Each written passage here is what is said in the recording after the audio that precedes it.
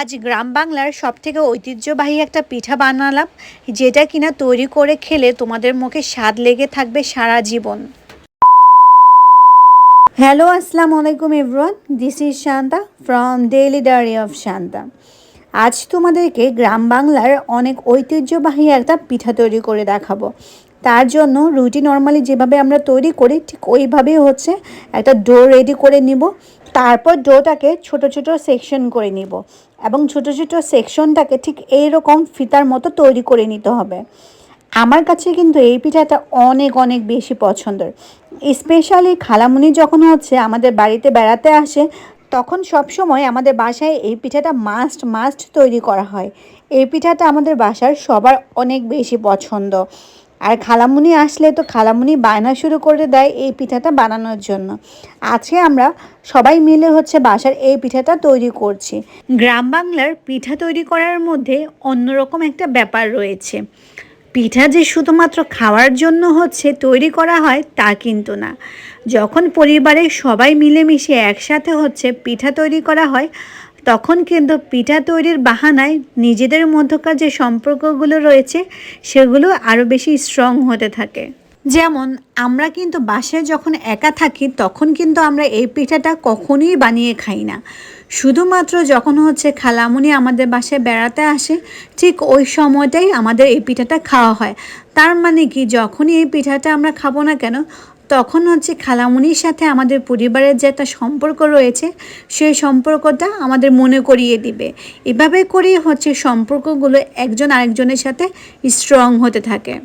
যাই হোক, এদিকে কথা বলতে বলতে আমাদের পিঠাগুলো কিন্তু রেডি হয়ে গিয়েছে। দেখতে কিন্তু অনেক সুন্দর লাগছে মাশাআল্লাহ, আর অনেক ঝরঝরাও হয়েছে। এখন পিঠাগুলোকে এক সাইড করে রেখে দেব। তারপর এখন যাব চুলাতে। সো চুলার মধ্যে আমি এখন প্রায় এখানে 1.5 লিটারের মতো দুধ নিয়ে নিয়েছি। এখন এই 1.5 লিটার দুধ আমি চুলার মধ্যে গরম করতে দিয়েছি। সো এটা যখন দুধটা ভালো করে গরম হয়ে যাবে, তখন আমি দিয়ে দিব এই গুড়। সো গুড়টা দিলে আসলে খেতে এই পিঠার টেস্টটা অনেক বেশি বৃদ্ধি পায়। এইদিকে গুড়টা আমি আস্তই দিয়ে দিলাম, কারণ দুধটা গরম হতে হতে গুড়টাও গলে যাবে। তারপরে এখন দিয়ে দিলাম 2টা তেজপাতা আর 2-3টার মতো এলাচ। তারপরে একটা বাটিতে সাগুদানা নিয়ে এটাকে ভালো করে ক্লিন করে নিব। আমার কাছে এই পিঠাতে সাগুদানাটা দিলে টেস্টটা অনেক বেশি ভালো লাগে। সো এটা কিন্তু অপশনাল, তোমরা চাইলে সাগুদানাটা দিতেও পারো আবার নাও দিতে পারো, বাট দিলে ট্রাস্ট মি খেতে খুবই খুবই খুবই দুর্দান্ত লাগবে। এখন এটার মধ্যে অল্প পরিমাণের পানি দিয়ে দিব, সাগুগুলো যাতে প্রপারলি সিদ্ধ হতে পারে। আর তোমরা কিন্তু দেখতেই পারছো দুধের মধ্যে কিন্তু অলরেডি গুড়ের কালার চলে এসেছে, আর কালারটা কিন্তু দেখতে মাশাআল্লাহ অনেক জোস লাগছে।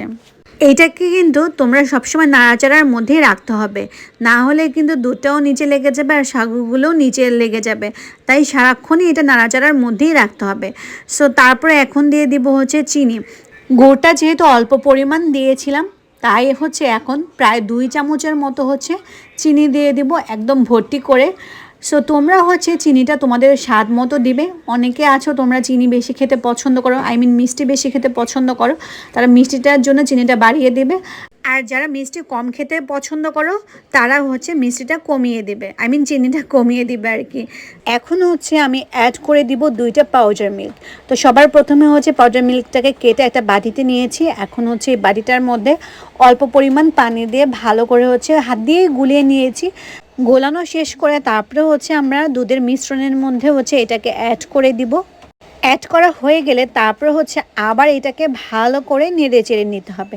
তার মানে বারবারই কিন্তু এটাকে নাড়াচাড়ার মধ্যেই রাখতে হবে, যাতে করে নিচের তলানিতে লেগে না যায়।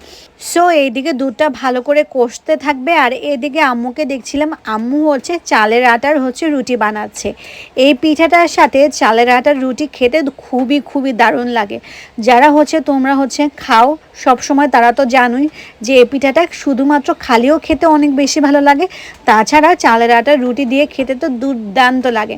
আর আজকে যেহেতু রাহাত বাসায় ছিল, তাই হচ্ছে স্পেশালি রাহাতের জন্য আম্মু চালের আটার রুটিটা তৈরি করছে। আর আমি কিন্তু দেখে একদমই লোভ সামলাতে পারি না। এই পিঠাটা যদিও খুবই ঠান্ডা, খেতে বেশ ভালো লাগে, বাট জানি না আমার কাছে এই টাইপের পিঠা বা সেমাই কেন যেন গরম গরম খেতে অনেক বেশি ভালো লাগে। সো আমি তো অপেক্ষায় আছি যে কখন পিঠাটা হবে আর কখন খাবো। সো এদিকে রুটি বানাতে বানাতে আমাদের দুধটা কিন্তু ঘন হয়ে এসেছে। এখনও হচ্ছে পিঠাগুলোকে অল্প অল্প পরিমাণে দিয়ে তারপরে হচ্ছে নেড়ে চেড়ে দিতে হবে, তারপরে আবার অল্প অল্প করে তারপরে আবার নেড়ে চেড়ে দিতে হবে, যাতে করে একটা পিঠা আরেকটা পিঠার সাথে গায়ে গায়ে না লেগে যায়। পিঠাগুলো দেওয়া হয়ে গেলে প্রায় 7 থেকে 8 মিনিট এটাকে ভালো করে জাল দিয়ে নিতে হবে। এর বেশি জাল করা যাবে না, এতে করে হচ্ছে পিঠাগুলো গলে যাওয়ার সম্ভাবনা রয়েছে। সো 7 থেকে 8 মিনিট পর তোমরা দেখতেই পাচ্ছো আমার কিন্তু পিঠাটা হয়ে গিয়েছে। সো এইদিকে হচ্ছে আমি একটা বাটির মধ্যে পিঠা নিয়ে চলে এসেছি, আর সাথে নিয়ে এসেছি গরম গরম চালের আটার রুটি। সো আমি তো খেতে চলে গেলাম। তোমরা কিন্তু অবশ্যই আমার চ্যানেলটাকে সাবস্ক্রাইব করতে ভুলবে না, আর লাইক শেয়ার কমেন্ট করতেও ভুলবে না। আজ এটুকুই, নেক্সট ব্লগে আবার দেখা হবে। টিল দেন আল্লাহ হাফেজ।